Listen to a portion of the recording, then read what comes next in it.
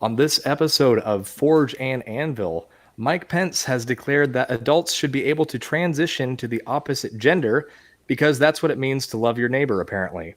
Beyond this, the U.S. Navy detected the Titan submersible implosion on Sunday, but the Biden administration only released the news on Thursday, conveniently after the Hunter plea deal and the whistleblower reports were both released. Was this intentional? We'll try our best to answer that question. Finally, a group of attendees at the NYC Drag March were caught on camera chanting, "We're coming for your children." This isn't the first time members of the lgbtqi plus has said that they're coming for the kids. Question is, when will we start to believe them? All this and more, so stick around. We are joined today by first-time guest, John Clash. So John, please tell the audience who you are and what you do. What's up, guys?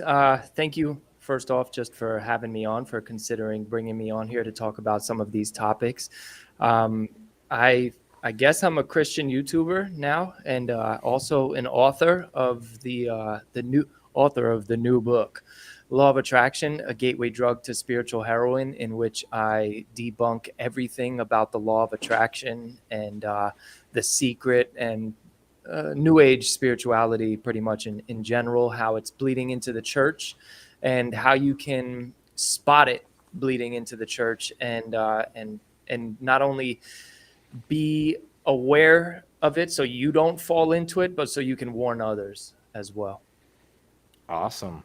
Well, be sure to check it out, everyone. And back again, regular co-host of the show, Michael Aper.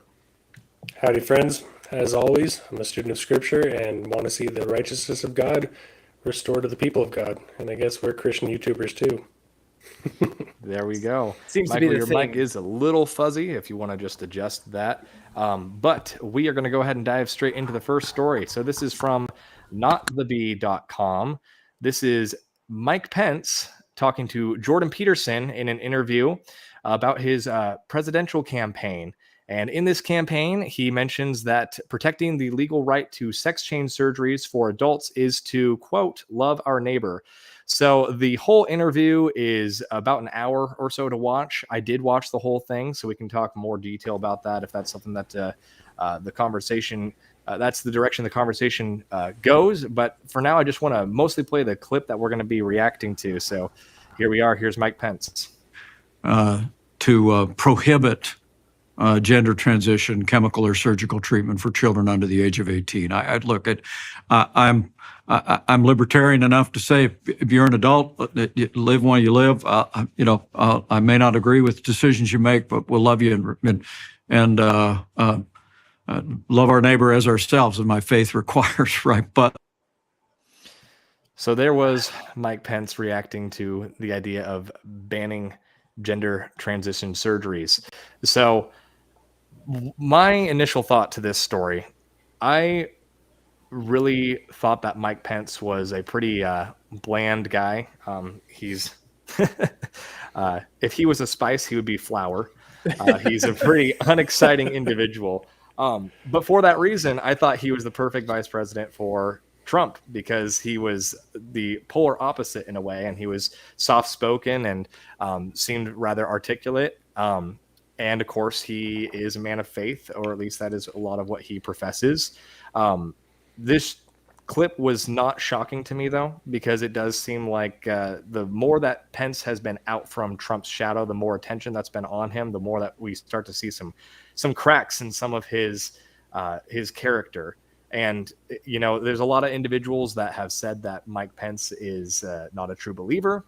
I don't know if I feel that way necessarily, but I definitely think that Pence is making a unfortunate mistake that I think many believers make, of taking the libertarian approach as opposed to the biblical approach.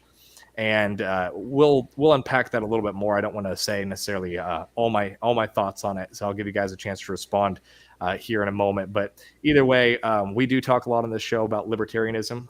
One of our regular co-hosts comes on pretty frequently.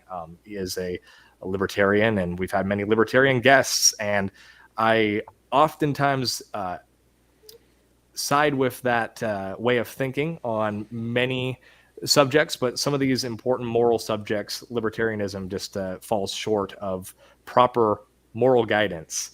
So that being said, though, John, I want to bring you in here. What was your initial reaction to watching Mike Pence in this interview? I wanted to hear what came after the but. He was like, but. I'm like, oh man, but what? So I've wrestled with this thing, with this same subject of, when it comes to kids, it's an obvious evil. I think it's an obvious evil, like even if you're 80 and you want to do something like this, right?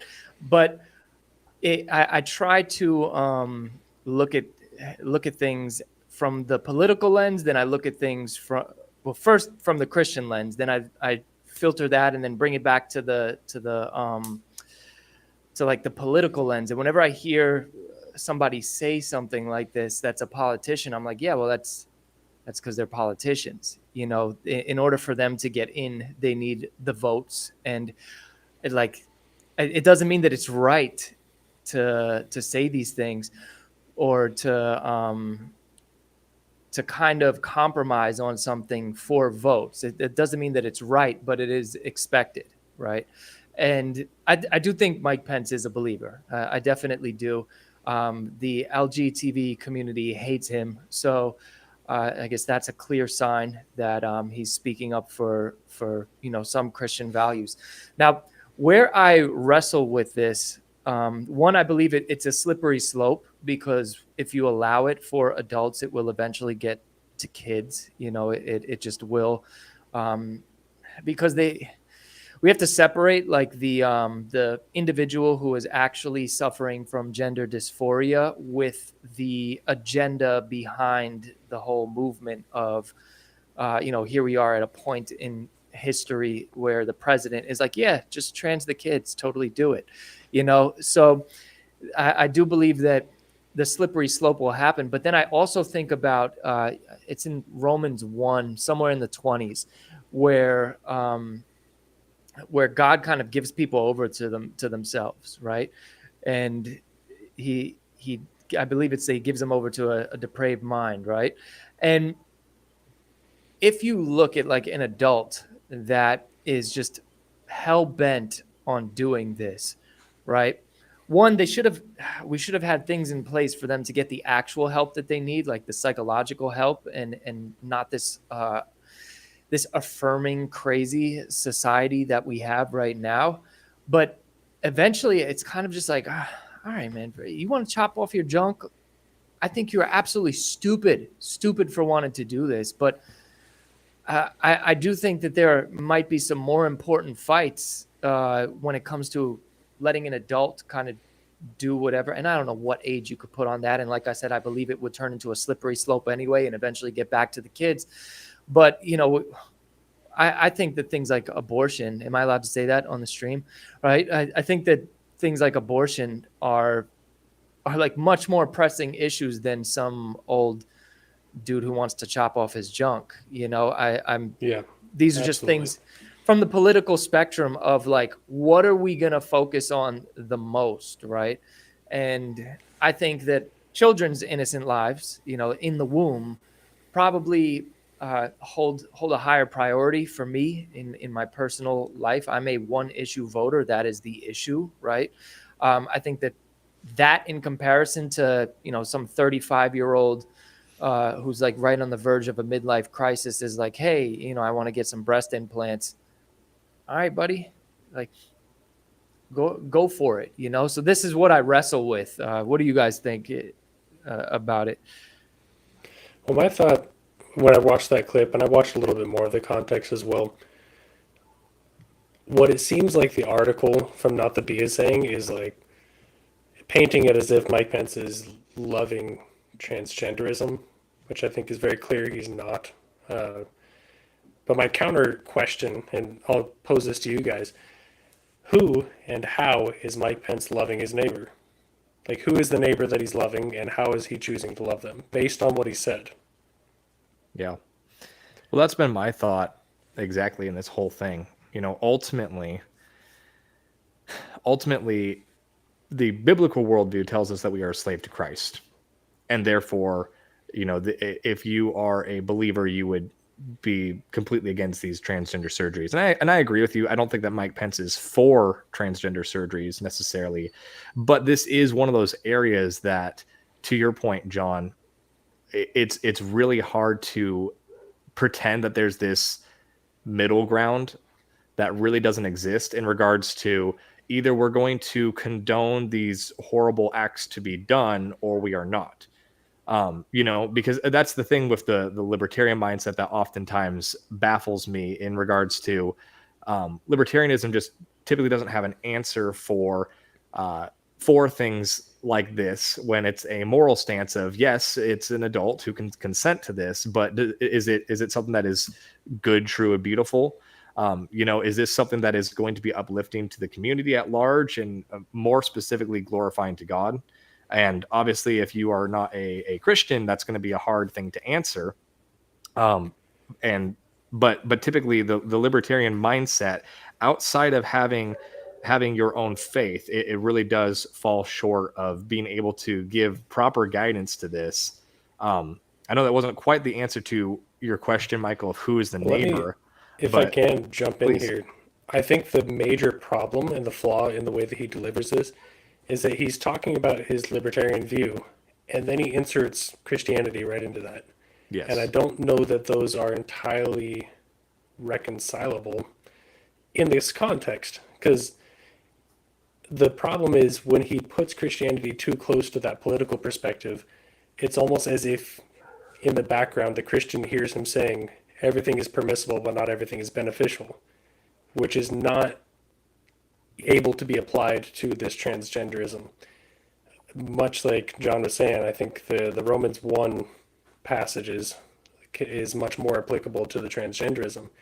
I think what Pence did wrong and what he maybe was trying to say but said poorly is he's saying, I'm more concerned about the kids than the adults. The adults, I think the libertarian perspective that he's prescribing to is saying the adults can do what they want because it's not my place to prevent them. But I'll love them anyway. That's where I see him saying, love my neighbor as myself, is almost like he's saying it as an addendum to say, I don't agree with what they're doing, but I'm going to keep loving them. And that's the way that I see him saying the whole love your neighbor in that context. I think it's folly of him to place those two things so close to each other because it kind of dilutes the message of loving your neighbor, and also dilutes the libertarian perspective as well.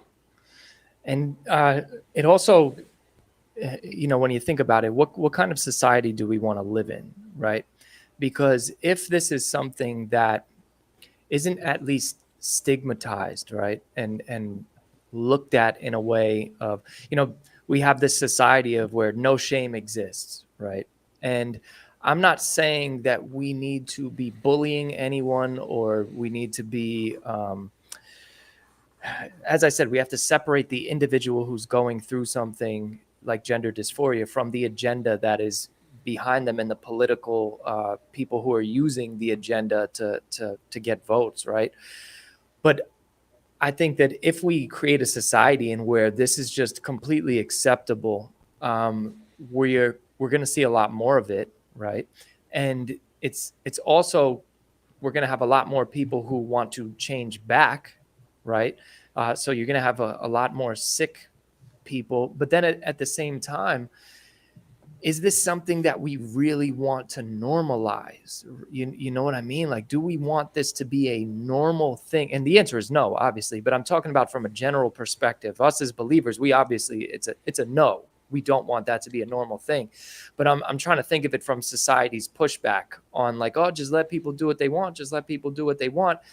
Yeah, but if we create a society in where we are no longer able to define what a man or a woman is, and we are being fluid on truth, essentially, we may not see the full effects of that, in the next 5-10 years, but you give that 20-30 years down the line, a full generation down the line, And this society is going to be twisted for the kids that are growing up. You know, the kids who just want to be normal, regular kids that are growing up in this society. If you just look at the statistics, there's more Gen Z claiming to be part of the LGTB community than ever before. And they'll say that it's because, oh, they're more comfortable coming out now, but that's not it. It's influence, it's social influence. And it just so happens that these numbers spike in very liberal cities, right? And in like Hollywood, look at all of the children in Hollywood who are non-binary and all this stuff. You think that that's just because they feel more comfortable? No, it's because that's the culture that's created. So if we create a Hollywood culture throughout all of society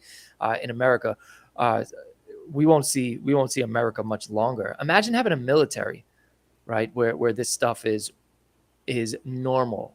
And now you have people who are so confused about their identity that actually need help, right? Or you have people who are mentally unstable. They know they're mentally unstable. They don't care. And they just want to live a debaucherous life, like joining the military, because we only have a limited amount of people. So that weakens us like crazy. And that can get into a whole other conversation of is this being done purposely to weaken the United States as a whole? And I think that's a possibility. Yeah. And, you know, I don't expect you to, you know, necessarily follow the same line of thinking, John, since, you know, this is your first time on our show here, but I would definitely say it is intentional. Now, obviously not everyone that is partaking in this is necessarily part of the cabal. Once Upon a Reset in the chat said the controlling cabal use lesser, greater chaos ritual magic to steer the zeitgeist and to form the hive mind by getting us to focus on and engage with the illusion. And I do believe that there are individuals that are definitely pushing this, you know, and some of it is just truly mankind's wickedness, and others is a lust for power or greed, and which of course you can all throw into that first category, because there are so many hospitals that you know, it was Vanderbilt that was exposed on camera saying how profitable these transition surgeries would be for the medical industry. And so there truly is a degree where social contagion definitely plays a part of this with social media, things like TikTok and stuff just kind of being thrusted upon young, vulnerable minds. But beyond that, I definitely think there are individuals that are hoping for the American population to become weaker, to become infertile. That's something we've talked a lot about on this show before. But of course, that doesn't mean that every single person is a co-conspirator. But there are many people that I think are sort of steering the ship, that are a part of this cabal, as Once Upon a Reset put it. And then there are so many individuals that are just caught by the spell. Yeah. So that's my take on it, at least in regards to the intention behind it. Yeah. All of this, as I'm thinking through what you guys are saying, it makes me think of morality, because what John, the underlying tone of what you're saying is that we're falling into relative morality, where everyone kind of projects their own sense of what is right and wrong. But what laws are is supposed to be some sort of consensus on what we have deemed morally acceptable and the boundaries thereof. The problem is when we have a total societal decision to be relative in our morality, then there is no standard, and any standard that we place is subject to change. And those standards are now, the standards that we hold as Christians are long in the rearview mirror compared to what is being put into legislation today.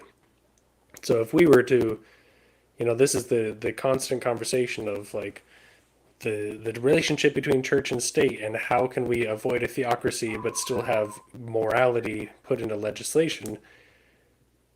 I think there does need to be a line drawn where maybe people should be prevented from mutilating themselves. Right. Yeah. Yeah. And it, you know, going back to the moral fabric of our society, I forget who said it, and I'm probably going to say the quote wrong, but it said democracy is only as moral as the people. Like it can only survive if the people are moral, right? It's something along those lines. I'm definitely. That was the founders talking about our system of government specifically, not even necessarily democracy. Is Yeah, that our republic. system of government was set up for a moral and righteous people. What I appreciate about the United States system, though, is that I picture how worse it would be if the checks and balances weren't in place. I know that some people think that they make it difficult to get certain things passed and whatnot, but all it would take is one person, one tyrant-like figure to come in and just sway everybody in the wrong direction. If it wasn't for the checks and balances that we have in place, like Donald Trump, you could say whatever the heck you want about him, but he knew how the system worked, which is why he packed the Supreme Court the way that he did, and why he jumped on the opportunity and we have that system to thank for reversing Roe versus Wade, and reversing, giving it back to the states essentially, and removing it from a federal decision. So, yeah, it's complicated, but I am proud of the way that the founding fathers set everything up, because even with all this corruption, like, we could have been way further along in debauchery and craziness had it not been for the checks and balances set up by our forefathers. Absolutely. Yeah. And just for one sake of clarification, just for me being nitpicky, you mentioned that Donald Trump packed the court, and we should just clarify that he filled vacant spots. Yes, Another reason yes. why is, there's so much debate right now about whether or not the courts should be packed, whether or not we should add an infinite amount of justices to tilt the court in one particular favor. So that being said, though, I want to, this is a topic that we could easily spend all night on, but I want to kind of maybe bring our focus to the main question that this issue brings up, which is, should these surgeries be banned even for adults? So, Michael, I'm going to turn it to you first to get your take on that. Your mic has been a little fuzzy though, so maybe turn it down a little bit on your end, and I'll turn you up on my end, and hopefully that'll help. But jump in when you're ready.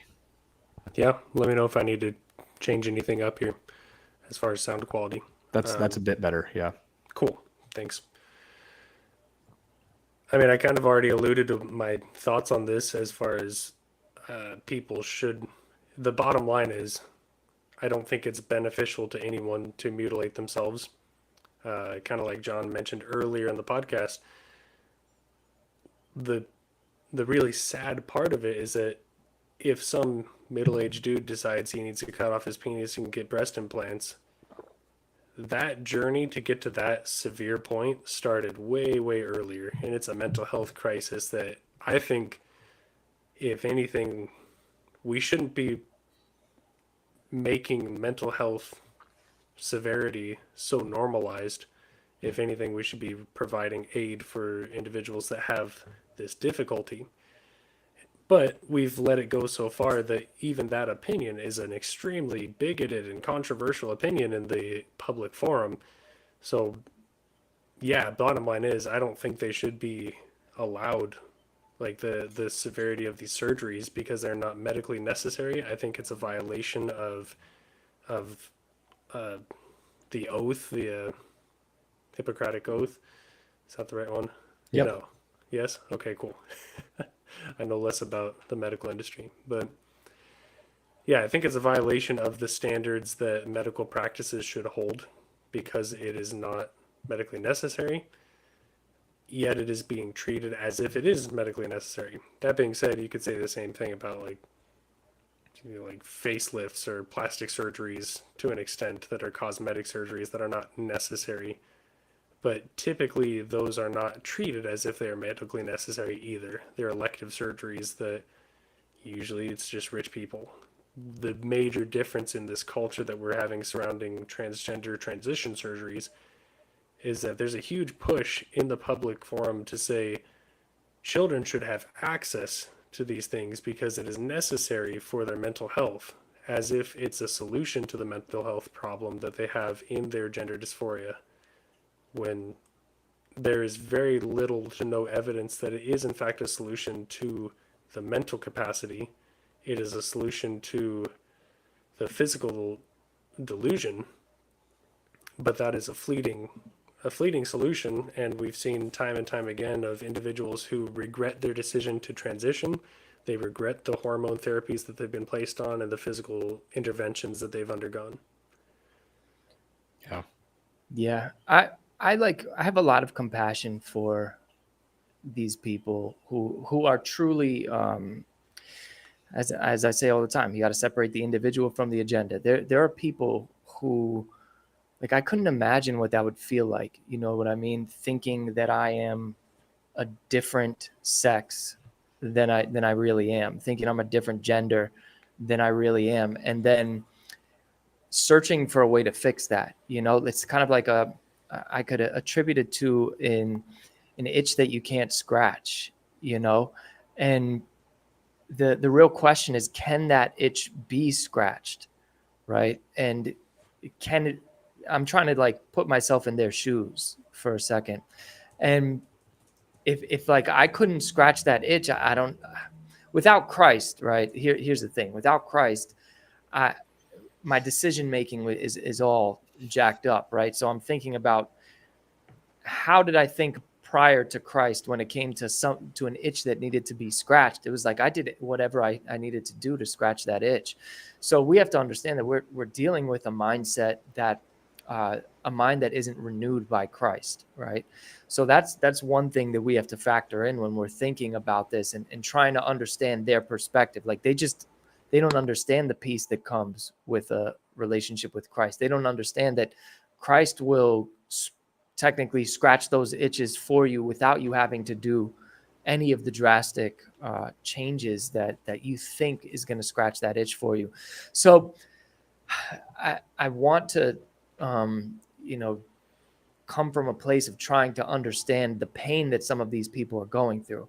But with that being said, I think that even if I was to grant the whole, yeah, if you're a 35-year-old person and you want to do this, I still would have to err on the side of it probably should be banned, because I just can't risk it coming back to the kids.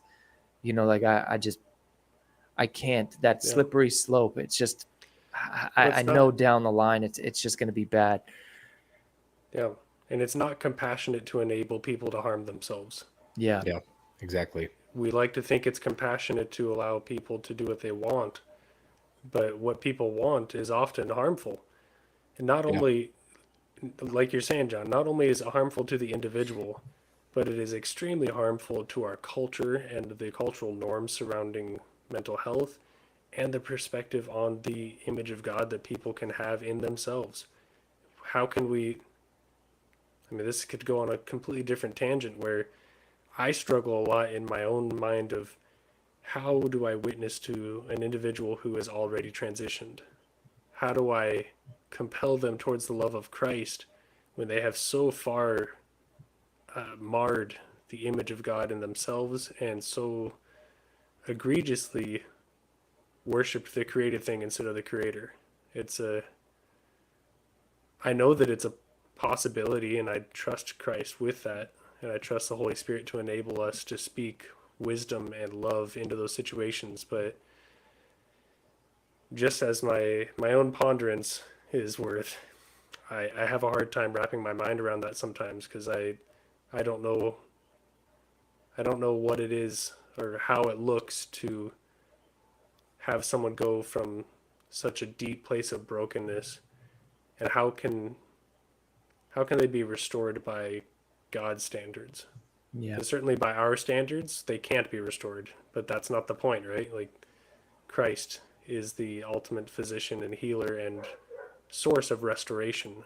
So I know that he can and will restore those individuals. Some of them, Lord willing, but it's hard for me as a Christian to know how to approach those situations with grace and love, but also non-compromising in the virtues of who God is. Yeah. And I think that you are both being very compassionate and generous in your feelings toward the individuals who are, you know, suffering from legitimate gender dysphoria.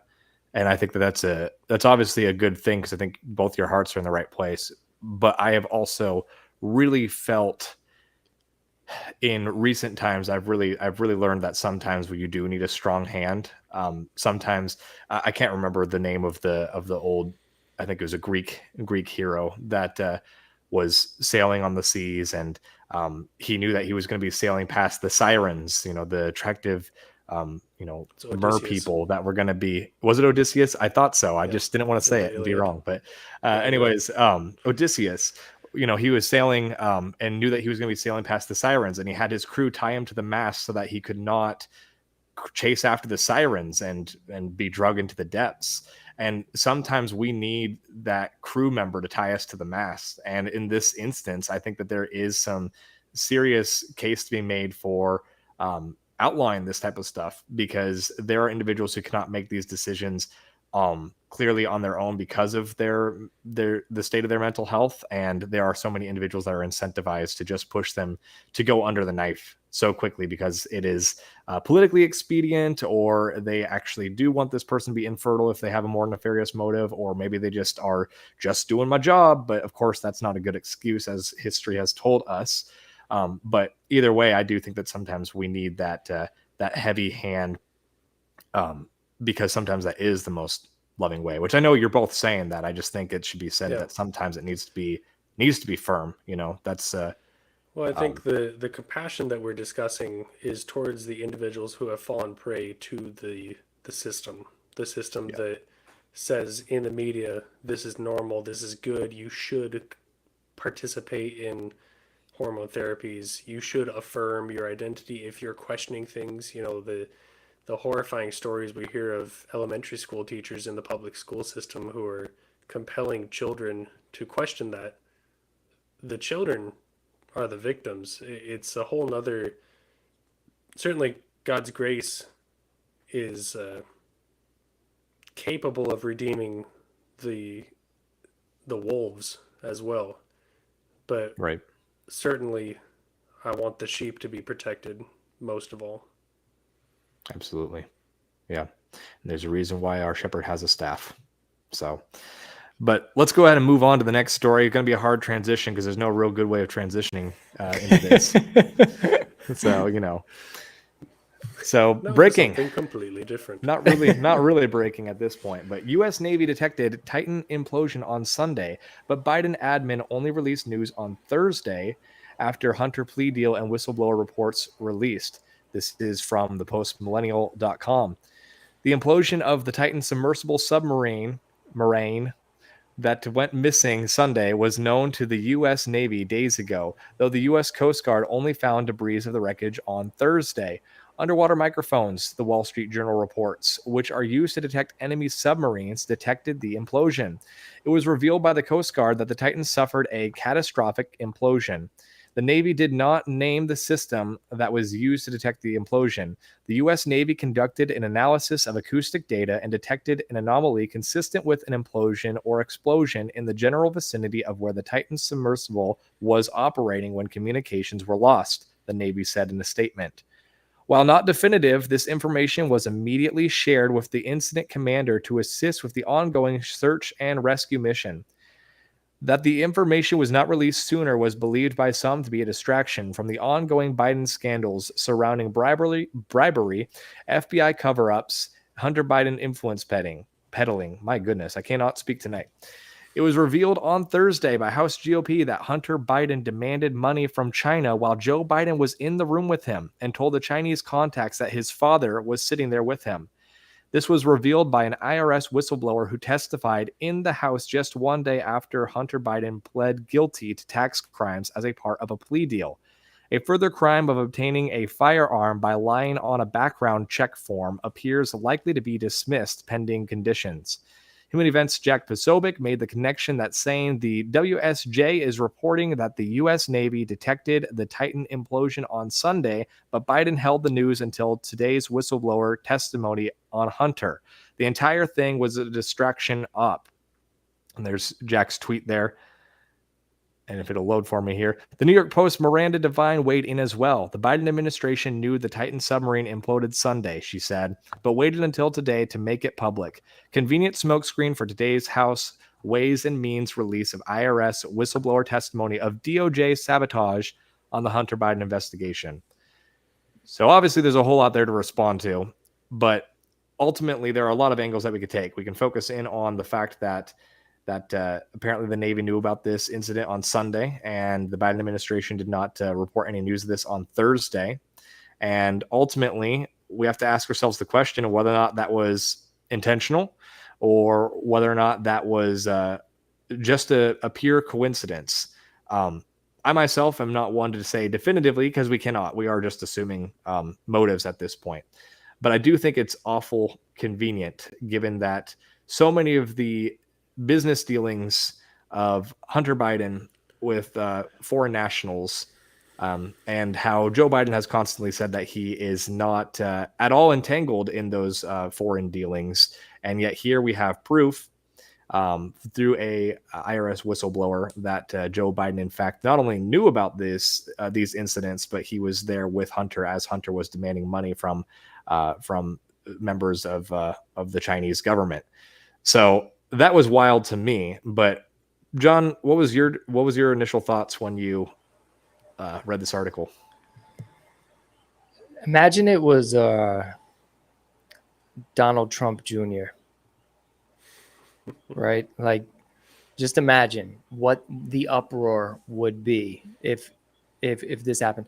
First, I don't think there's any coincidences when it comes to government. I just don't. I'm very skeptical of things, and I know there's some good people in there trying to get things done, but this whole Joe Biden's son Hunter Biden thing has just been this like ongoing ignore fest, right? Like just let's just keep ignoring it. And I just always think to myself, man, if this was Donald Trump Jr., this would be the nail in the coffin to this guy. So the fact that they waited to release this information, you can say maybe they wanted to confirm, but I don't think so. Whenever something like this happens, I'm like, somebody check on what BlackRock is doing, like just go double check real quick.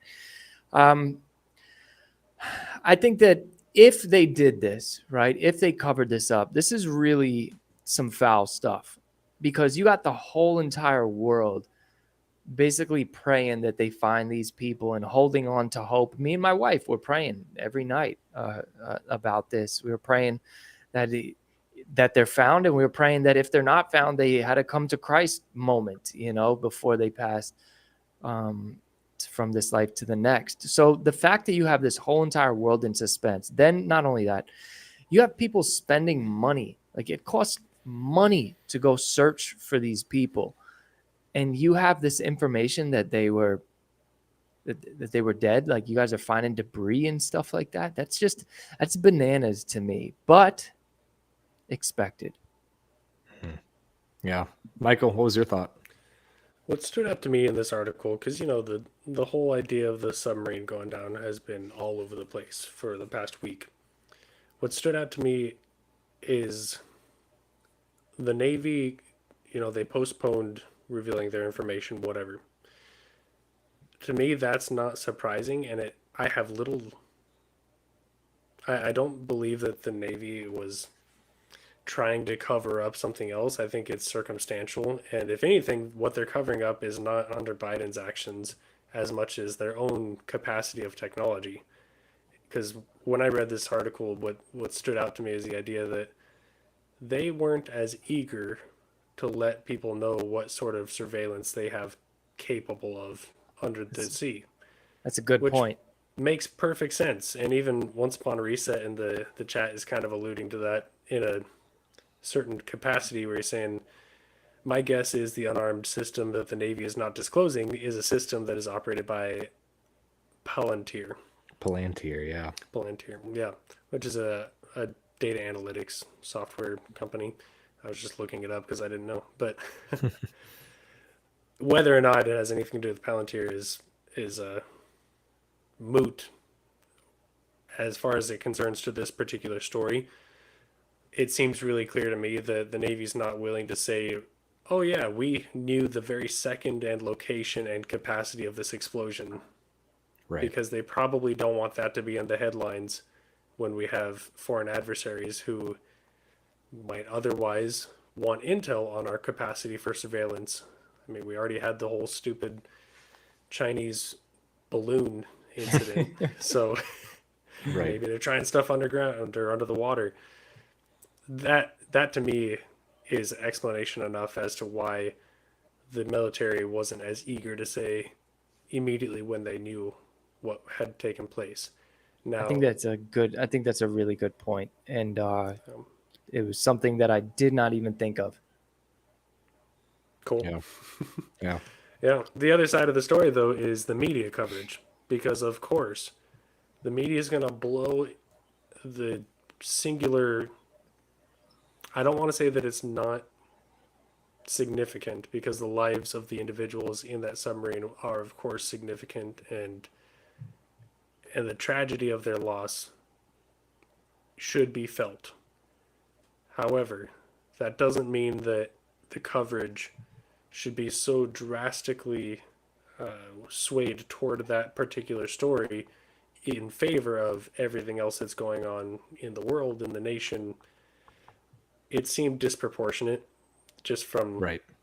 not just the big news articles and the big coverage from big media, but even in little stories throughout social media, things that are being circulated by individuals seems to be a lot more oriented toward the submarine than anything else that is going on right now, almost as if it's just trending, so it push it out more and more and more.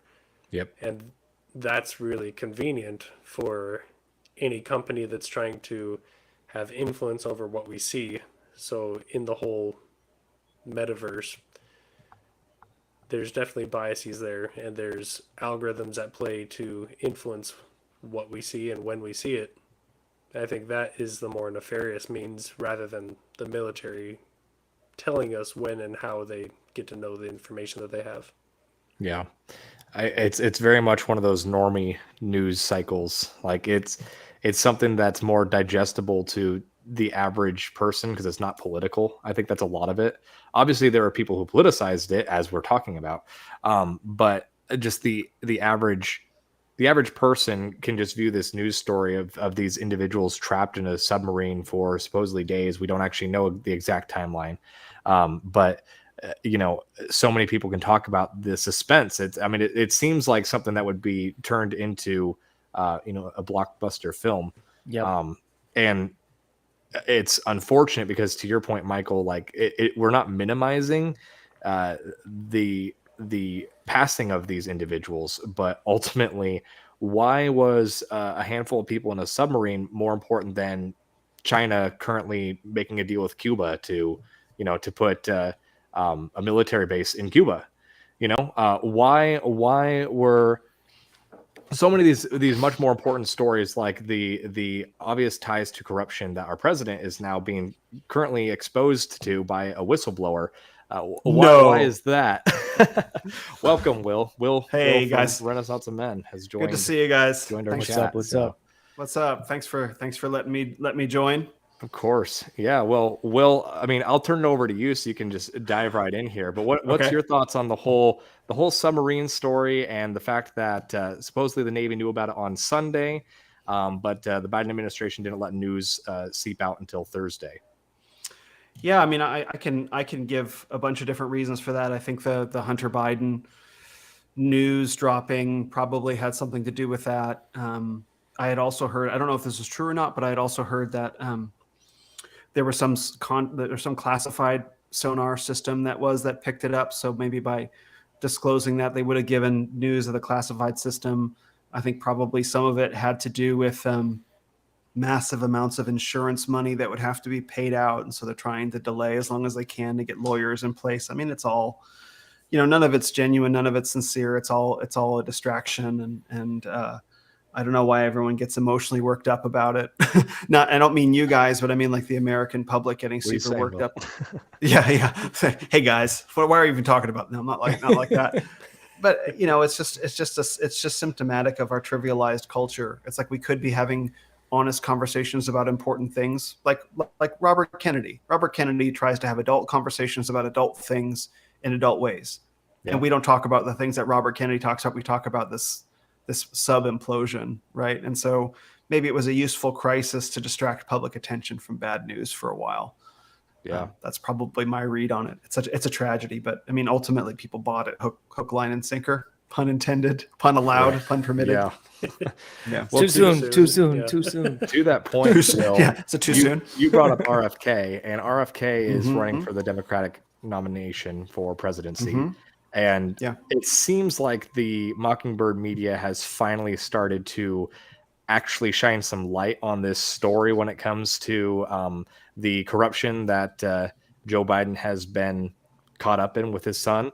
Um, Mm. do you think that they're starting to do regime change in the Democratic Party at the moment?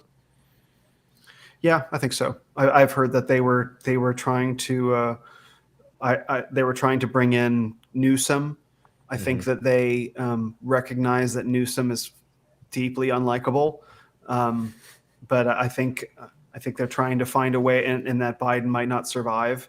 Like, what is it? Someone said, like, when he fell down most recently at that military school graduation, like they're worried he's going to fall on the campaign trail, which seems almost a certainty. Yeah. Right. And so it's like there's only so long that Democrats are going to be able to say that like this is a real president and a real person. Like even no Democrat looks at Joe Biden. It's like, oh yeah, he's fine. He's cool. It's fine. Right. They don't actually believe that. They fear Trump more than they actually want Biden. And I think that's always been the case. They can't fake that anymore. And so are they trying to replace Biden with RFK? That would be a giant L for them. So I don't know why they're Right. not coming after RFK just yet. But it makes me suspicious. I'm sorry. Well, I'm there's such a definitely Debbie Downer. a lot of censorship going around with RFK, though. So that does there? make me think that he is truly challenging the Democratic DNC system. But Okay. ultimately, in my mind, I think that they are preparing Newsom. That's my take. I Yeah. think Newsom is doing a lot of things. I mean, he's been arguing with Ron DeSantis publicly for months now, back and forth, talking about how much greater California is than I think Florida. it's going It's on years. well, right, years, but I think he's definitely ramped it up. I mean, he even did things like a year ago. He joined Truth Social. Like, why would he be on this Republican dominant platform Mm-hmm. as the governor of California, the Democratic governor of California, who is at no time going to be dethroned from California unless he's maybe setting himself up for a future run at the White House. And whether that ends up being 24 or not, I think he's definitely positioning himself to Mm-hmm. make a run. So I think my take is that he's positioning himself so that if Joe Biden is damaged beyond being reconciled with the public eye, I mean, he's already obviously very damaged with the public eye, but if these things just make it all the worse, I think he's ready to be tagged in so that he's already got his machinery built. That's my take on it. Mm-hmm. Yeah, I mean, there's so many scandals that are attached to Biden now that have been allowed to be attached. Doug Wilson did a video about this. Like, stories like this are usually covered by the media with a pillow until they stop moving. With the whole thing was when they found those documents in Biden's garage next to his Corvette. It's like, why was that allowed to go? Normally that'd be smothered, but they allowed that. The Hunter Biden thing can no longer be ignored, and so they have enough tags on him that if they want to pull one of them, they can. And Right. I think what's strange is I still can't figure out what Trump's role is in all this. It's very bizarre. I don't know whether he's some far out gatekeeper, like the last outfield gatekeeper, or whether he's some truly an outsider. But that to me seems like the giant wild card in all this. Like RFK might be the guy that they deploy if they feel like they have to stop Trump. And that's what I think. I mean, I've got my extra strength tinfoil hat on, but that's what I think that bench pressing video was about. I mean, to see all the bros instantly be like, bro, look how jacked RFK Jr. is. He's got my vote, bro. And I was like, okay, like, granted, I love what he had to say about the vaccines. I love what he had to say about Bitcoin. I love what he had to say about Ukraine. I love what he had to say about the Iraq war. All of it. Love all of it. Right? Okay, cool. But when I see that, I was like, something about that. This could be my, something about that just seemed way too convenient. And so, that has me wondering. And now he's apparently super constitutional absolutist on Second Amendment. So now I'm extra suspicious. Yeah, that is a little. He's also pretty convenient. He's also pro-abortion. So right. he just recently said that. I think he said he believes that nobody has done more for like the pro-choice side than like him and his family. And I'm like, okay, yeah, skirt. Doesn't matter how much good stuff you say. I'm out on this one. Yeah. Yep. That's what I was going to say as well, is that you can only take the good with the bad for so long. But if the bad is damning, that one's pretty bad for me. That one's pretty bad. Yeah. I honestly think that if Trump wasn't on the ticket, they would make the change right now. I think that they're hoping that Biden can beat Trump again, but we'll see about that. You mean for the first time? Yeah. You don't got enough B12 shots for that, Yeah. Again for the first time. And that being said, Will, what do you think of Mike Pence? We did talk briefly about his remarks regarding transgender surgeries and how he believes that he's libertarian enough to let adults do transition surgeries. So real quick, what's your take on that before we move on? I saw libertarian, his brain falls out of his head. Very useful. That's fair. Libertarianism, like I got in an argument with libertarians. I was like, you can be as libertarian as you want about rights. We still live in God's world. Like, you can live in a libertarian America. We still live in God's world by God's rules. Like, no one could tell me what to do. It's like God gets to tell you what to do, right? So that's the problem. And libertarians, they don't want to accept that. They want to, I'm a rugged individualist and you can't tell me nothing. It's like, well, God gets to tell you what to do, and he gets to tell all of us what to do. And that's the Christian nationalism debate, which is, we can get into that too. Amen. Well, that's probably too big of a conversation to bite off now, but No. We still got to get to naked witches. That's true. That's true. But first, let's go to Not the Bee for some drag fun. Oh man. We're here, we're queer, we're coming for your children. So this was a chant that was chanted at the NYC Drag March. So I'll go ahead and just play this quick clip here. Don't worry, this is the censored version because there's some very scantily clad individuals in this.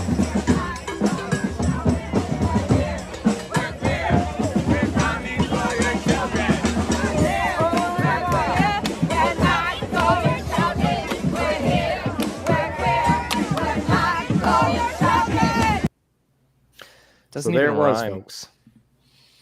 We're here, we're queer, we're coming for your children. John, Doesn't what was even your rhyme. initial reaction to that? It doesn't even rhyme. It's absolutely horrible writing. They need to fire whoever came up with that. Usually the far left is like really good with their slogans, but that one is one of their worst. You couldn't sell something with that. They're not really hiding anything anymore. And the funny part about their little slogan there, or that chant, is that there are many who undoubtedly would argue that it's satirical and that it's meant to be like, we're coming for your children because all you crazy right-wing extremists think that that's what we're doing. But actually We are, aren't they? And they My can say it's question is- satire, but the evidence is clear enough. Yeah. My question is, when are the people in the mushy middle going to actually believe the words that are coming out of these people's mouths? Never. I mean, it's hard because it's like, I've got several friends who are part of what I call the mushy middle, and it's like, guys, the middle has fallen out. I mean, don't get me wrong. I understand that there are individuals who identify as part of the LGBTQ community who do not, condone with the push towards getting minors exposed to these ideas. I get that. Obviously, I still disagree with that lifestyle, but either way, it is obviously being co-opted towards exposing children's constantly. I mean, it's in the pride events, it's in the public schools. So I'd love to hear any of you give me some thoughts on what it's going to take for that mushy middle to finally open their eyes and see that there's actually nefarious motives behind these movements. Impossible. Yeah. Go ahead, You want to sorry. go for? Oh, No, all right. please. So, you know how there's like trickle down effects. There's a trickle up effect, right? You create this culture in where children in the womb aren't worth anything. That trickles into children not being worth anything, period, right? And I think that we have this mentality where we have gone soft on how we protect children, right? Like we've just gone soft on it as a society, and we are not looking at these people as a threat. And when I say these people, I mean, going back to what I said earlier, separating the individual from the agenda, right? You know, there's an obvious agenda, a force behind all of this stuff that wants your kids.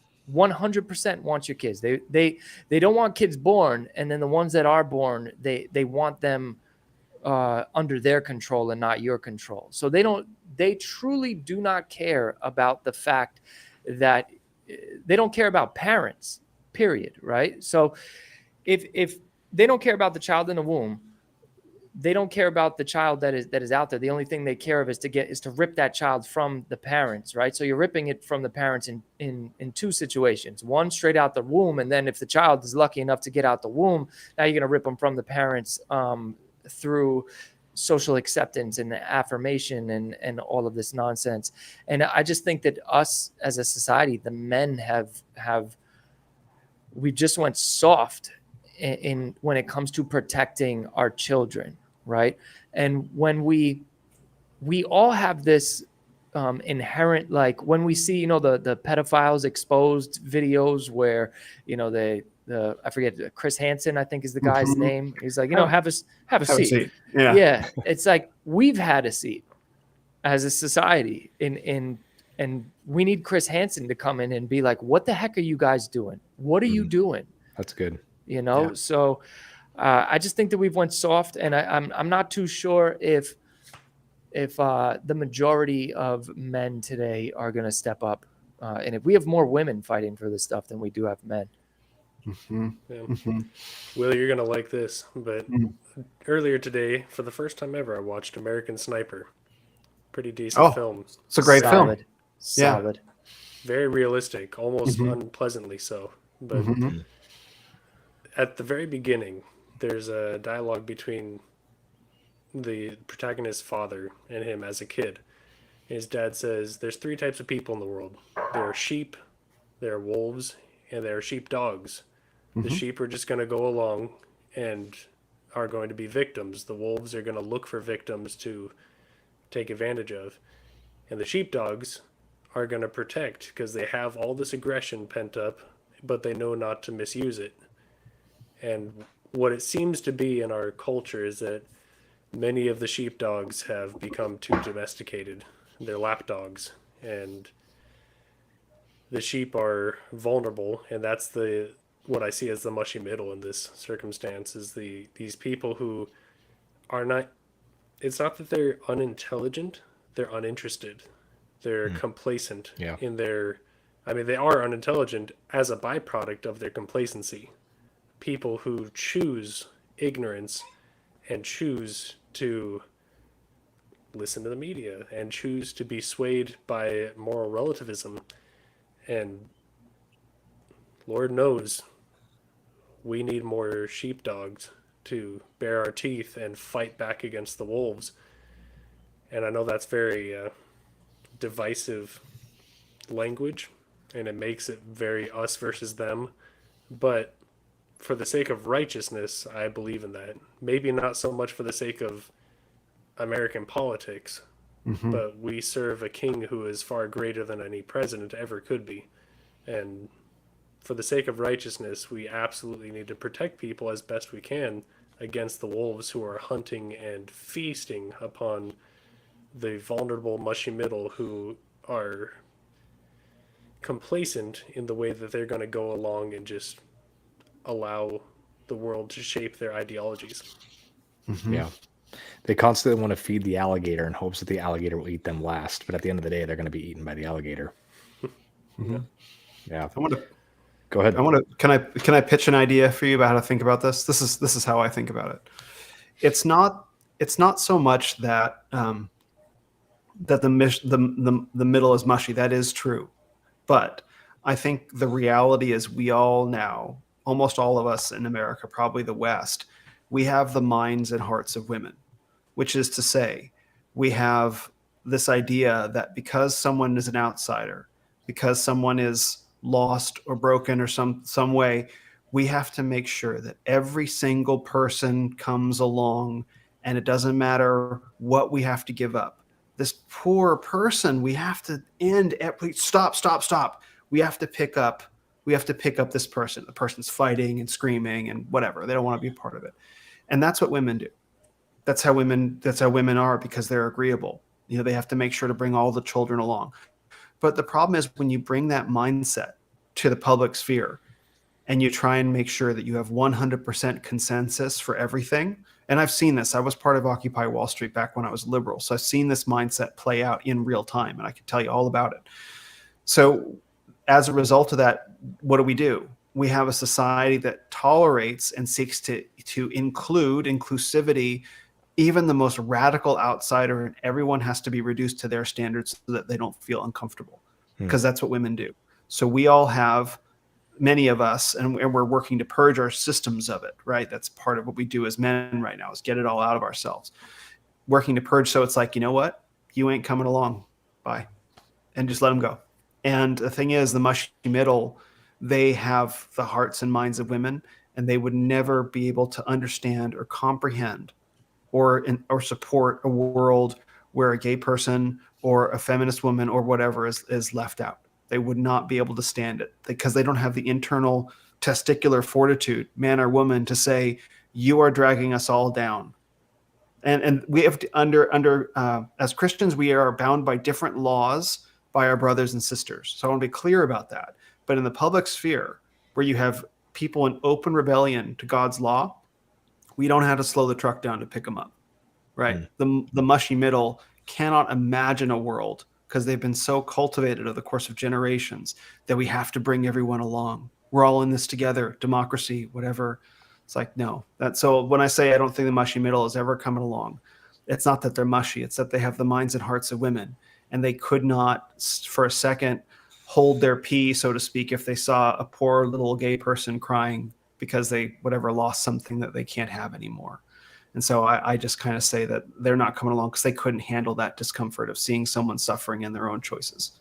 That's how I process it. Wow. A lot there.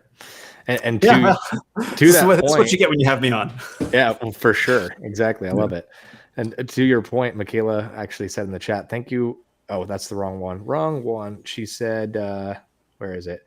Yes, the men have gone soft, but the mama bears have all left the nest. Bring mamas back home, and the men will fight again. Is that kind of what you're getting at there, Will? I think so. I think if men had families to fight for, that were their own, that they were the heads of, if that's what she means, yes. If you bring women back into the sphere of the home and you give men something to stand up on, like on the support of the home, and stand up for in terms of supporting his home and defend, and the only thing that calls men to do that is a good woman and a family, that's what really activates men, then yeah, I agree completely. What you just said there, Will, was I don't know if you could repeat it because I don't want to say it wrong, but about having a family gives men something to fight for. I think that statement is like it needs to be like put on a plaque or something like that, because it's true. Men, we have a culture of where men don't want the responsibility of families, and women don't want the responsibility of families. Everything is about me. And I don't have kids yet. We're working on it, so stay tuned. But I can provide detailed schematics. I can point you to some websites that'll demonstrate the technique for you. You never know what you're There's going to too get many at of those Forge and Anvil.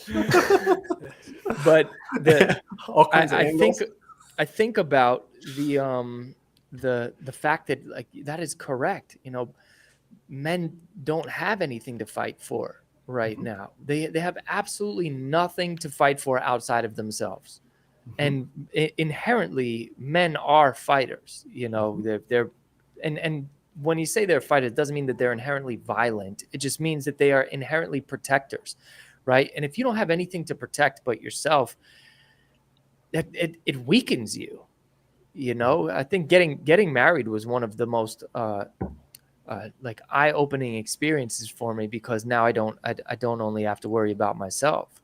You know, I have to make sure that my wife is safe all the time, right? And I couldn't imagine if she was an actual, like if somebody was actually physically threatening her, the amount of monster I would become, right? And it's we have a society where men don't have that side because they got nothing to fight for. So that was really good. And I'd like to chime in. I absolutely agreeing with that, John and Will. But Will, you mentioned something that I want to push back a little on, where you said that men don't have something to fight for until they have that sort of family, like a wife and children. And I don't know if I agree with that wholeheartedly, because certainly there are men who are called to singleness and can fight ferociously in the righteousness of God, for the righteousness of God in the church community as well. I think it's not just a having someone to sleep with that makes that different.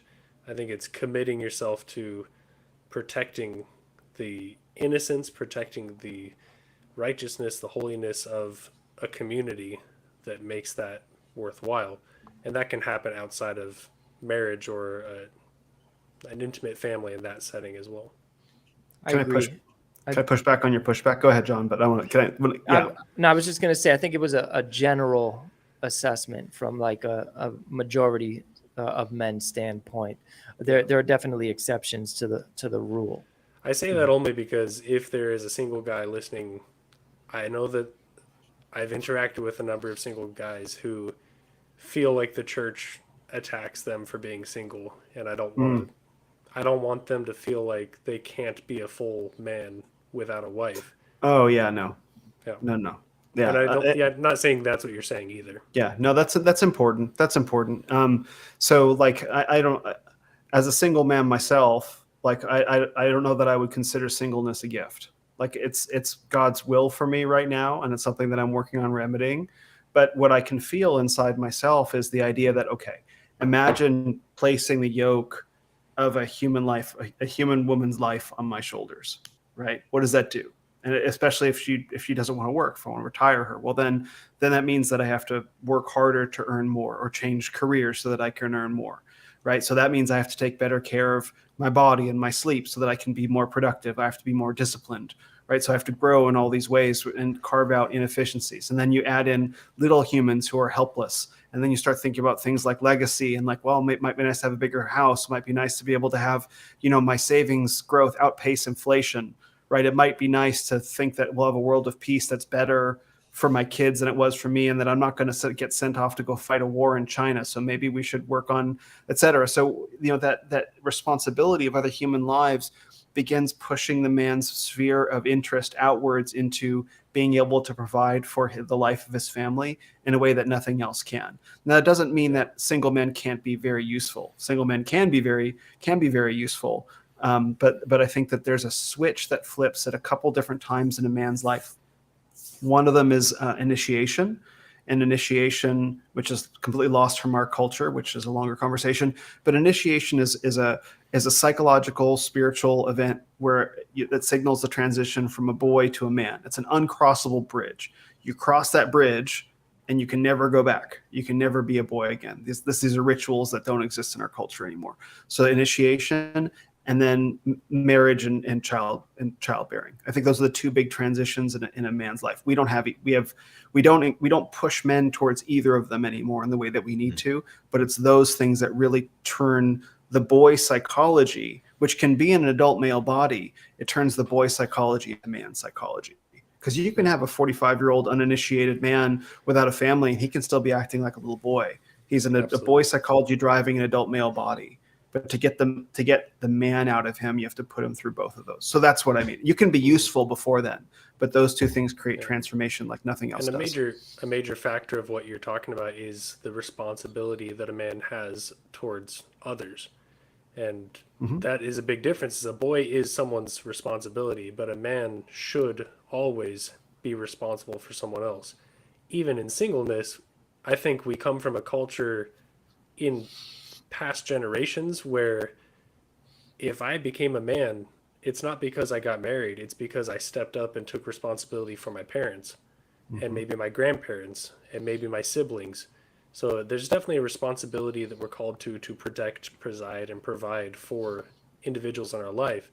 Marriage is one of the only institutions that still acknowledges that, and I think maybe our culture does a poor job of caring for the elderly, but that's a whole different conversation entirely. That's a really brilliant insight that a boy should be cared for, but a man should be caring for somebody, because that's a way that a single man of any age can take another man under his wing, or should be a manager at a job or something like that, right? Like I've had guys picking on me for not being a father, and I talk about fatherhood, and I happen to mention that to someone I knew, and she sent me the most wonderful message. She said, "I've been taught so much about manhood and fatherhood as a girl who grew up without a father." She's like, she said to me, is so meaningful. She said, "This guy who is picking on you for not being a father doesn't really have a good idea of what a father is."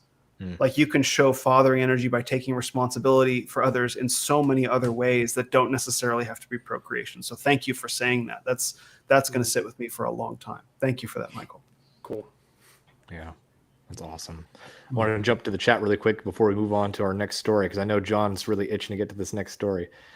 So Michaela said, actually, Once Upon a Reset said, "We cannot defeat an enemy that we have failed to define." Interesting. Yep. It's a Zoom. Yeah. Art of War. Good stuff. Absolutely. That's right. Then Michaela said, "To clarify, society pulls mamas out of the home and leaves the children vulnerable, and then men often desire to fight good battles, but the women are in the way." Wow. Thank you, Michaela. I find so few women that are willing to say that. That's awesome.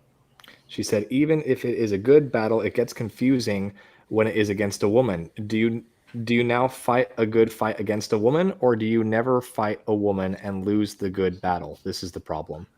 Michaela, you're awesome. On it. Please follow me. YouTube.com/@redofmen. Leave awesome comments, because this is like, honestly, this is the stuff that I talk about all day with people. I find so few women that are aware of this and see this and are willing to be honest about it. Fantastic. Absolutely. Well, speaking of women, I guess that'll be our transition to go into this next story from foxnews.com. Scantily clad witches caught munching on deer carcass in bizarre security cam footage. A nurse and nature lover in Canada reportedly captured footage of what she said appeared to be two witches holding a carcass eating ritual with a camera she set up near her home. "I don't know what the heck was up with that," Korean Stanhope, 36, of Powell River, British Columbia, told Kennedy News. "It really freaked us out. It's not something you see every day." After coming across a deer carcass in a garden on her property, Stanhope said she set up the camera to surveil any animals that might take interest in the dead deer. "Me and my grandpa put a camera on the trail camera to see if we could see animals, and we got a bobcat on camera, which was pretty cool," she said, adding that her 76-year-old grandfather, Bob, was horrified when he checked the footage and saw what appeared to be scantily clad women chomping down on the carcass at night. There's a photo of the women. I won't dwell on that too long for our viewers' sake. "I came the next day and Grandpa said he got naked people on the camera. And I said, 'No, you didn't. Bullish.' So he showed me," she said. Stanhope noted that the outlet that the apparent carcass eaters emerged about 10 minutes after sunset looking disheveled and like they were wearing wigs. You can't really tell from the photos, but the hoof was brought right up to her mouth, she said. I don't know if she was kissing it, smelling it, or eating it, but to touch a decaying carcass like that makes me feel sick. The amount of bacteria that must have been on there. Well, obviously, this is a wacky story. And the main reason why I even brought it up at all is we've already talked a lot about societal norms today. And we talked a lot about, about just intention behind actions. And at some point, I think we have to just acknowledge that there is a dark spiritual force that is at work in this world. And this story to me is the perfect example of these two women were by themselves. It's just two women by themselves. It's not like they were doing this for clout. They didn't know that they were being on camera. So that to me thinks that this was not a stunt. And yet here they are, scantily clad, coming 10 minutes after sunset or sunrise. I can't remember what it said there, and eating this deer carcass. So one of the things that a friend of the show, Jeff Wright, has talked about this in his podcast, that as Christ has been pulled away from our culture, other gods are starting to take its place. And of course, by other gods, we would probably be talking more like demonic forces. And what's interesting is witchcraft, it tends to be on the rise. Maybe it's just me. I'm just now noticing it, but that's just something that I keep seeing in so many of these stories. I've got some friends from Massachusetts, and they said that the culture there in Massachusetts absolutely will blow your mind with how much witchcraft and sorcery they have going on there. So I thought this would be a great one to open up some discussion here. So John, we'll go to you first with your initial reaction to the story. Pagan's gonna pag. They just are. So I believe I could be wrong on this, but I believe that Wiccan has just been recognized as an official religion in America, right? So it's definitely on the rise. There's a lot of, there's even on TikTok, it's called Witch Talk. On Twitch, you have like Twitch witches, like a Twitch witch. You also have Christian witches, right? Oxymoron. But it's becoming very popularized. I don't know. Maybe it's like Harry Potter culture or something like that. But it's very real stuff. That's, we can joke about it and be like, look at these crazy chicks in the woods, naked, sniffing deer hooves. We can make fun of it, but it's a real thing that people are being lost to, right? And the reason that they're naked is for a few reasons. One is to remove. It's like symbolizing the rejection of societal norms, right?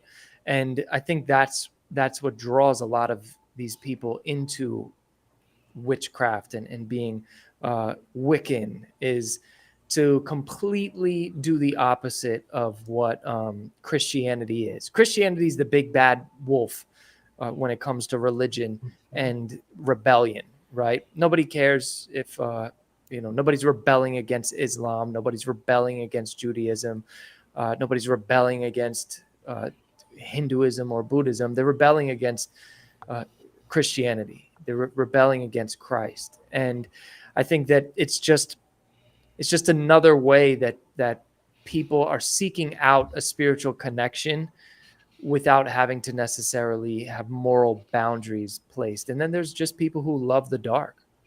They love it, and they're seeking that dark demonic power, and it's enticing to many. So there you have it. That's my opinion on it, and it's just weird, very weird. And people have been intrigued by the dark since the beginning. Certainly, throughout our lifetimes. You mentioned Harry Potter. There's, think of all types of thrillers, horror films, Halloween practices. That's a whole nother conversation. We've had good conversation of that in the past, but we love to idealize evil and darkness and entertain the intrigue of it. And now people are acting upon that as further than just, it used to be Ouija boards were all the craze, and now we've got naked women sniffing or licking, kissing deers. It's it's a gross world we live in, but darkness is evil, and evil comes to kill, steal, and destroy. It's not just steal, kill, and destroy. It's not just a fad. It's a damnation, and we need to be wary of it. Yeah. Will, what was your thought? I was noticing that on the if you pull it up again, if you want on the page, there was a little sub link that during the text that said, notice that scroll back up, and you'll see it. Here you go. But witchcraft expert publishes WAPO piece claiming dangerous Christians are harassing Wiccan festivals. So there it is. Christians. Yeah. There it is. There it is, right? Like Christianity is God the Father, witches worship God the Mother or Gaia. And so this is a spiritual battle between, are you going to worship God as a man or are you going to worship God as a woman? And you have the entire spirit of worshiping God as a woman is taken over. We have the minds and hearts of women. This is the same thing. And so what these girls are doing is that, go ahead. I was going to say, in the video that's attached to that article, one of the Wiccan women who's describing the innocence of what they're doing, she literally says that we worship creation, or not creation, we worship nature, is the way she puts it. But I hear that and immediately translate, oh, you're worshiping the creative thing instead of the creator, which goes right back to, like John mentioned earlier, Romans 1 verses 20 and on. They gave themselves over to deprived minds. And so I was watching a video, it must have been last week. Someone pointed out very rightly that to worship nature is to worship death, because that's what nature is. Nature is death. Cycles of death and rebirth. And so all those who hate me love death. And so we hear that and we think like, spooky guy with a sickle or whatever we think, right? But we don't actually think about it in terms of like nature, death in that sense, right? Versus loving life. And so my theory is that I think we will, within the Christian church, we will conquer effeminacy within the church. And then the real battle begins. And the real battle will be against this. I can see that coming 3 years down the line. I mean, it'll take a while for the American Christian church to reconstitute itself in a masculine way. Once it finally does, then the big boss of its feminism is the political expression of it. Witchcraft will be this new age is a spiritual expression of it. And I can probably come up with, the weaponized empathy is the emotional expression. It's all the same. It's all the same thing. The rise of the divine feminine, Correct. And that's what they're expecting, right? Like they're expecting, they say that we're having a shift from the masculine to the feminine, and that the feminine energy is of more compassion. So we're moving towards world peace, and we're moving towards a higher level of consciousness and a higher vibration. The divine feminine is a higher vibration of love and peace. And it's literally what you're talking about, Will, of we have the mind of women. So essentially they are not wrong in describing what's happening as a society. It's just placing your faith in that is ridiculously dangerous. Oh yeah, send you straight to hell. Yeah, right. That's the Jezebel spirit. It's really just Satan wearing a mask, right? Yeah. Women are like, oh, right, that's all it is. The mask is thinly veiled at this point. Well, if you want to see something else weird, pull up, go to Google and type, and go to Google image search and type "woman wearing ram's horns." On it. And I want to show this to you. So regarding this rise of the divine feminine, I did a 2.5-hour presentation about it back in February, because I spent, I was on a 30-year spiritual journey that ended in Christ. But during that time, I went all through the New Age and explored all the different practices and all the different religions. And I came out of it into Christianity. Okay, look, so you can scroll down and just like see all the different women with these ram's horns. Isn't this wild? Wow. You can just click on one of the women above, and then click on that one. That one I've seen before. So just like there should be extra ones. But anyway, so the thing is, what's going on here. This is a legit thing. Those horns, and maybe if you click more or something like that, I found this out as well, and I have a video coming up on YouTube about this.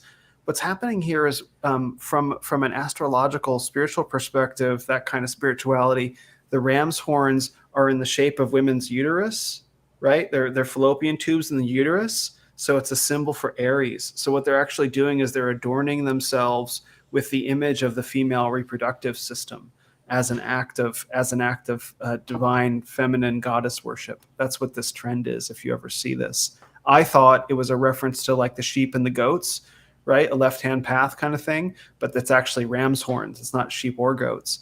So that's what that is. I found that out for a presentation that I gave. So when you see that, that's what you're looking at, is more divine feminine goddess worship.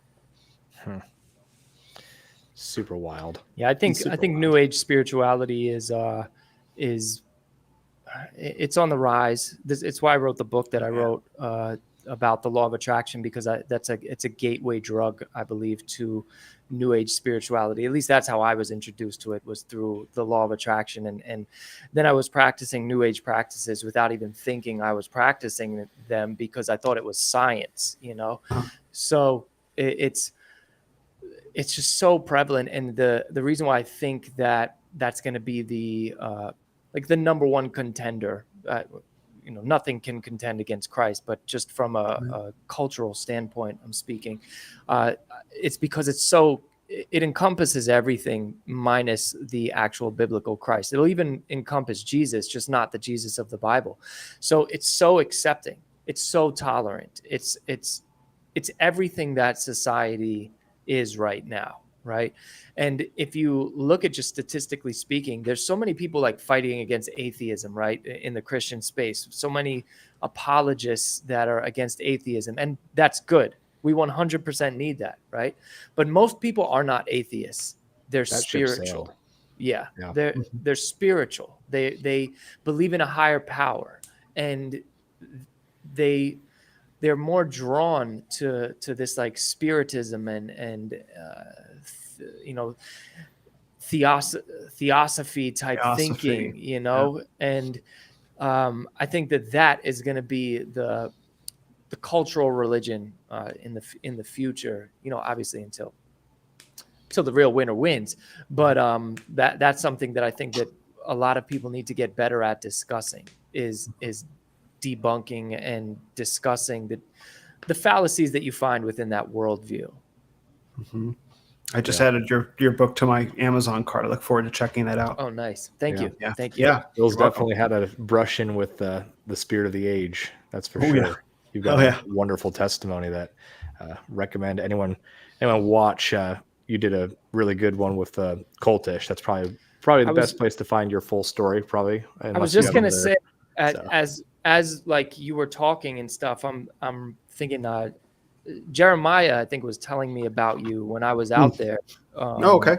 On the podcast, he was telling me about a friend who did ayahuasca and had like all these different spiritual experiences, and then came to Christ. And I'm like, I want to talk to that guy. So now I'm actually talking to you. So that's pretty good. Yeah, you're wearing Jeremiah's hat. I've got one of those in my closet. Yeah. Yep. Yeah. Excellent. Super cool. Yeah, we should talk more. Definitely. Yeah. Absolutely. I love it. I'd watch it. Cool. Well, I wanted to ask you, Will, because you have talked a lot about the wickedness of different traps that women often fall into, I should say. And I think some women would watch this episode and think that you are totally blasting women in general here. So could you speak more to, and of course, both of you are welcome to chime in on this as well, John and Michael, but could you speak more towards the proper role as you see it in terms of biblical femininity, as well as maybe just give the assurance to the person that thinks that you're blasting women, what you actually believe, I should say. Mm-hmm. Yeah. So men and women are equal in value, different in nature, and hierarchical in roles. So we have equal value before God, right? Made in the image of God, both men and women. We are different fundamentally in our natures, and those differing natures reflect and flow outward into the different roles that we play, right? So that's what I actually believe. Now, hierarchy does not imply superiority or inferiority of worth, right? It implies authority, right? It implies an authority structure, and our whole world is built on top of authority. The liberal project is to level all hierarchy to flatness, and we can't actually focus. We can't actually function that way. Our whole world is based on hierarchy, and the spiritual world is based on hierarchy. Where Christ, like the incarnate Christ, is submitted to God, man submits to Christ, woman submits to man, children submits to woman. And through the children, right, that completes the loop. Through the children, the woman gets to see God in the way that men don't, right, through the process of creating life. That is the chain, right? And so this whole chain, this whole notion that submission, authority implies humiliation or lesser than or anything like that is incorrect. I believe both men and women have sin natures that interact. Like I get in trouble for saying this on Twitter I said a tweet today that said the feminists and the masculinity Pharisees. I say women are sinners in need of a savior, and the feminists and the masculinity Pharisees say, yeah, but it was probably the man's fault. They both say that. It's very strange. So I look back at the garden and I see Eve was tempted, Adam abdicated. And these are two separate things.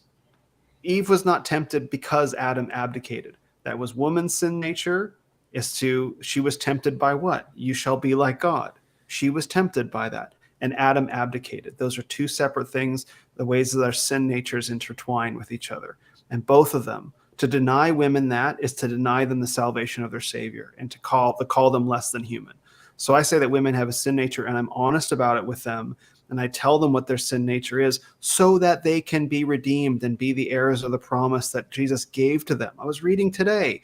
What was that? It's in Luke, I think, where this woman who was a sinner, that's all it says. She came to Jesus and asked for his forgiveness. It just says that she's a sinner. It doesn't say anything about what her sin was or that there was any man involved. She's just a sinner. She comes to Jesus and is forgiven. Right? So women have a sin nature as well. And I don't think it's any hatred of women. In fact, it's a deep love for them that tells them what their sin nature is, while also acknowledging very clearly what men's sin nature is. But I don't think there's any shortage of men or women calling out men's sin nature, right? I think call out women's sin nature is necessary, and it's treating them like adults. And if you can set aside the emotional response to being called out for the first time in your life, probably, if you can set that aside, you can step into full adulthood that I regard you as capable of having. Now, it's going to hurt, and I don't care. I love you enough to not care. Okay, you're right. It's hurting your feelings. No. You have to be called into adulthood because that's where real freedom is. I'm the way, the truth, and life. And so do I hate women? No, I love them enough to be honest with them in a way that no one else will. I try to do it lovingly, but I can also be glib.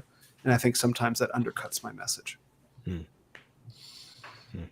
don't know if, Michael, you had anything to add to that? You looked like you were chomping at the bit.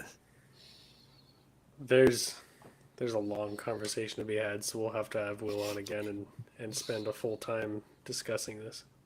Okay. Awesome. I don't Cool. disagree. Excellent. Well, I can recommend a book. I can recommend a couple books that I'm reading right now. This is Masculine Christianity by Zach Garris. This is excellent. If you guys have seen this, I did not expect this book to be what it is. It's a very scholarly theological book. It's not like how to be a masculine Christian man. It's a scholarly book. This is really good. If you want another book that shows just how messed up feminism is, this is The Scum Manifesto by Valerie Solanas. This is a lesser known, very influential feminist tract where it's just like insane rambling about men. It's like, she's crazy. But a lot of women this is radical feminism from the 60s. And then there's another one that I'm reading right now called The Revolt of the Primitive, which might be the most important book that I've ever read for helping me understand what we're going on. So I read about this stuff all the time, which is why I like talking about it. So Awesome. Well, noted. We'll have Will back on soon. I did want to go. We had a couple of chats that I wanted to cover. First of all, we had Augustus on Rumble said, they may be granddaughters of the witches, but I'm the descendant of Solomon Kane. Interesting. Very interesting. And then Speak to Thee said, could you talk about how a man leads, protects, and loves his family when his wife has no interest in him doing those things, who in fact pushes against the very idea of a man living this out. Yeah, I'm going to first say that I think I'm the only father here, but in general, I think as a husband, it's really important to start leading without being asked. And I don't mean in a rude way. I mean, just make sure that you have your life in order. I'm going to sound like Jordan Peterson here, but my point is Clean your room, Bucko. Clean your room there, Bucko. Anyways, Not bad. That was thank really you, good. Thank you. That was good. But once you get your confidence from just making sure that you honestly have discipline in your own life, your wife is naturally going to see that confidence, and she's going to want to give you more responsibility.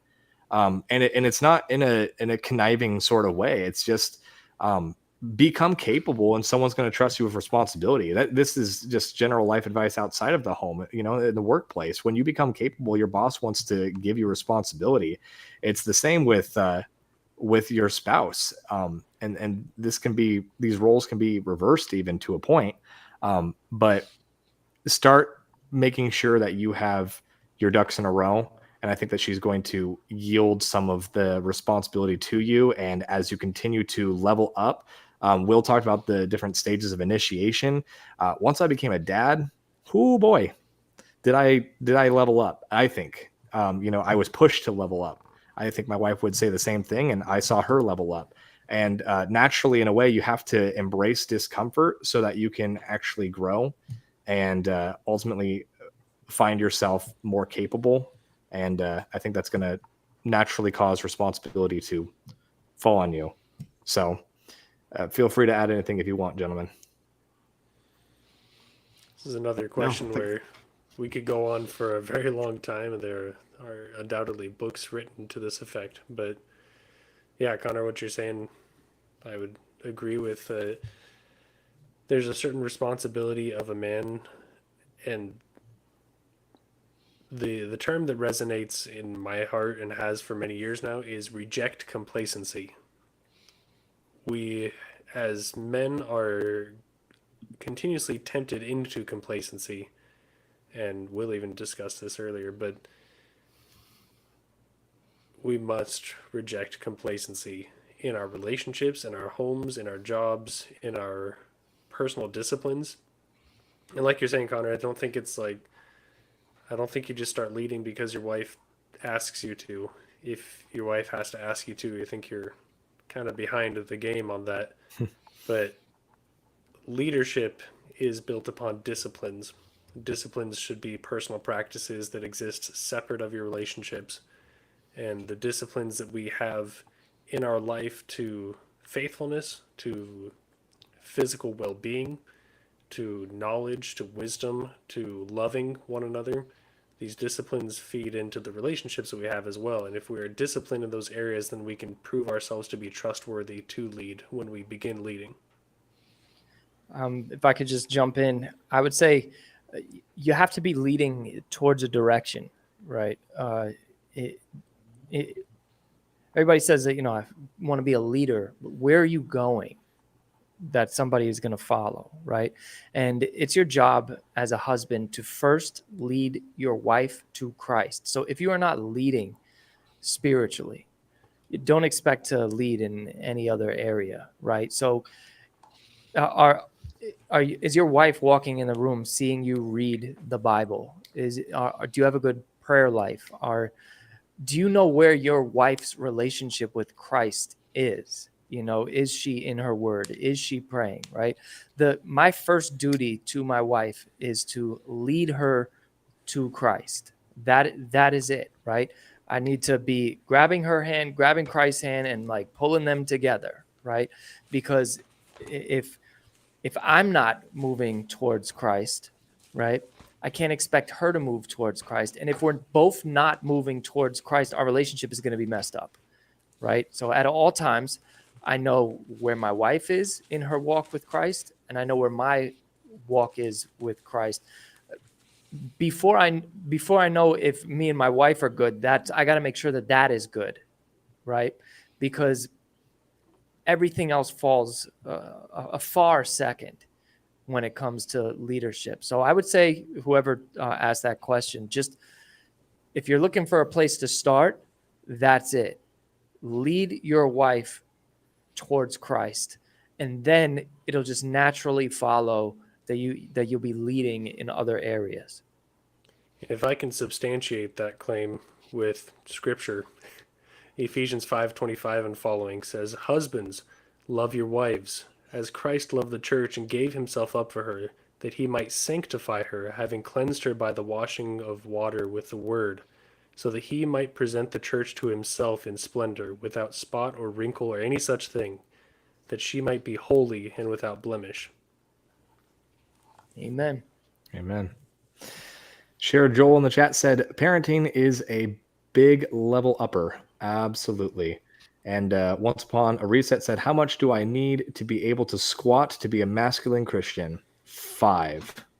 Exactly 5. 5. We will not specify 5 of what.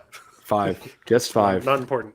Just 5. Unimportant. It is important, though. I think responding to that comment, I think physical fitness is a discipline that is necessary in an act of righteousness. Absolutely. It doesn't mean that there are benchmarks that are more righteous or less righteous, but if you're complacent in your physicality, then you are not rising to who Christ has made you to be. So physical fitness is, of course, subjective, but I think it's a mental attitude towards physical fitness rather than the actual benchmark of like, I can bench press 225. Look at me, I'm so cool and I fit in with the fitness influencers. No, I don't really care about that. But you should show your family and yourself and everyone else in your life that you care enough to put effort into your wellness. And we can talk about that another time as well. But yeah. And we will. We have Matt from Barbell Logic coming on soon. I know you've had him on your podcast before, Will. So that's going to be a great conversation to have. I know we're going a little late. I did want to address this one more time because it was a follow-up chat. Speak to thee is in the chat. That said, Connor, what if she is repulsed by the very idea of the male role of leadership? No matter the leveling up you've done, prayer, scripture reading, work, listening, etc. I'm going to give a short answer and then turn it to Will because I know he's itching for this. My short answer would be make sure they're in their word, kind of to John's point as well, because I do think that scripture does show a male headship. Now, we probably have varying degrees of what that looks like in this panel, but either way, I do think that scripture does at least encourage men to lead in some capacity. We can argue about exactly how much that is, but I would say that scripture is going to naturally cause you to level up again. We have to be careful with how we say, like, make sure she's doing this, because it seems like the power dynamic at play does not allow for any sort of, hey, do this because I said so. Yeah, good point. But exemplifying that in your walk and encouraging those and conversations. show by example. Yeah. But go ahead, Will. Yeah. I know you got more to say. Yeah, I mean, it's a complicated multi-part problem that lots of men are dealing with.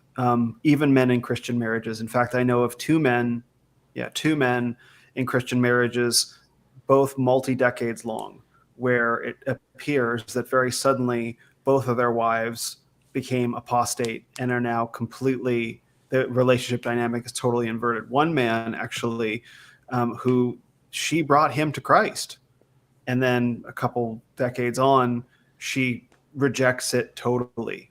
And it's like, what's going on there? This is a common phenomenon that,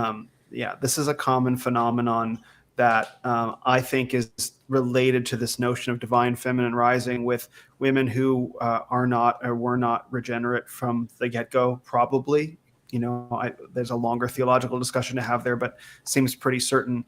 And so what you're wondering is you have a woman now who is showing, or the rebellion has been within her this whole time and it hasn't been checked. And so now it's finally metastasized and has taken over as you're attempting to assert leadership. So this is a documented phenomenon. You can read about it in this book, The Abusive Wife by Dr. David Edgington. This is an excellent book, deeply scriptural, very faithful, and he was the guest on my podcast this week. So you can hear my interview with him by going to youtube.com/@renofmen. You can watch and listen to that.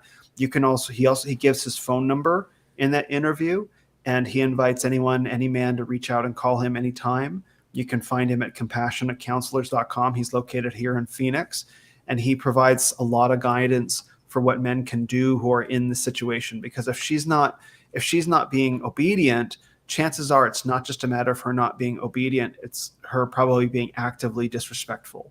It's probably actively challenging your authority, probably actively hating men, masculinity, and really God as a result of whatever happened in her childhood or whatever is going on. It doesn't legitimize any of it, but that's all of it. And so what you're doing is you're existing in an upside down relationship. You're trying to right the power dynamics of the relationship for where they should be. She's fighting you at every turn because she has a rebellious spirit within her.